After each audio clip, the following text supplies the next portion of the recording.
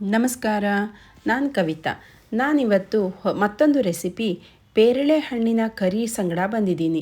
ನಾವು ಪೇರಳೆ ಹಣ್ಣಿನ ಸಲಾಡೆಲ್ಲ ತಿಂದಿರ್ತೀವಿ, ಆದರೆ ಕರಿ ಹೊಸದಾಗಿ ನಾನು ಟ್ರೈ ಮಾಡಿರುವಂಥದ್ದು. ಮೊನ್ನೆ ಒಂದು ಕಡೆ ಹೋದವಾಗ ಅಲ್ಲಿ ಮಾಡಿದ್ರು, ಅದನ್ನು ರುಚಿ ನೋಡ್ಕೊ ಬಂದ್ಕೊಂಡು ಮನೆಯಲ್ಲಿ ಟ್ರೈ ಮಾಡಿದ್ದೆ. ತುಂಬ ಚೆನ್ನಾಗಿ ಬಂದಿತ್ತು. ನೀವು ಒಂದ್ಸರಿ ಟ್ರೈ ಮಾಡಿ.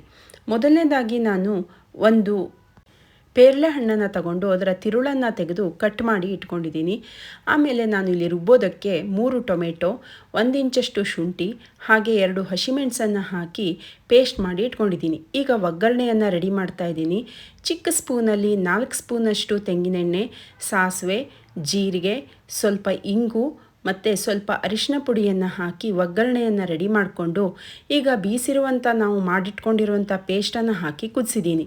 ಈಗ ಇದಕ್ಕೆ 1 ಸ್ಪೂನಷ್ಟು ಗರಂ ಮಸಾಲ, ಒಂದು ಅರ್ಧ ಸ್ಪೂನಷ್ಟು ಧನಿಯಾ ಪೌಡರು ಹಾಗೆ 1 ಸ್ಪೂನಷ್ಟು ಮೆಣಸಿನ ಪುಡಿ ಮತ್ತು ರುಚಿಗೆ ತಕ್ಕಷ್ಟು ಉಪ್ಪನ್ನು ಹಾಕಿ ಕುದಿಸಿಟ್ಕೊಂಡು ಈಗ ನಾವು ಕಟ್ ಮಾಡಿರುವಂಥ ಪೇರಳೆ ಹಣ್ಣನ್ನು ಇದಕ್ಕೆ ಹಾಕ್ತಾ ಇದ್ದೀನಿ.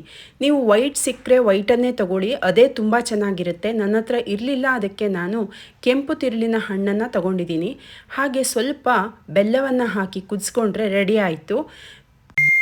ನೀರಿನ ಕನ್ಸಿಸ್ಟೆನ್ಸಿಯನ್ನು ನೀವು ನೋಡಿಕೊಂಡು ಹಾಕ್ಕೊಳ್ಳಿ, ತುಂಬ ರುಚಿಯಾಗಿರುತ್ತೆ. ನಾನಂತೂ ಮೊದಲನೇ ಸರಿ ತಿಂದಿರೋದು. ನೀವು ಒಂದ್ಸರಿ ಟ್ರೈ ಮಾಡಿ ಹೇಗಿತ್ತು ಅನ್ನೋದನ್ನು ಕಾಮೆಂಟಲ್ಲಿ ತಿಳಿಸಿ. ನಿಮಗೆ ಇಷ್ಟ ಆದರೆ ಲೈಕ್ ಕೊಡೋದನ್ನು ಮರಿಬೇಡಿ. Thank you.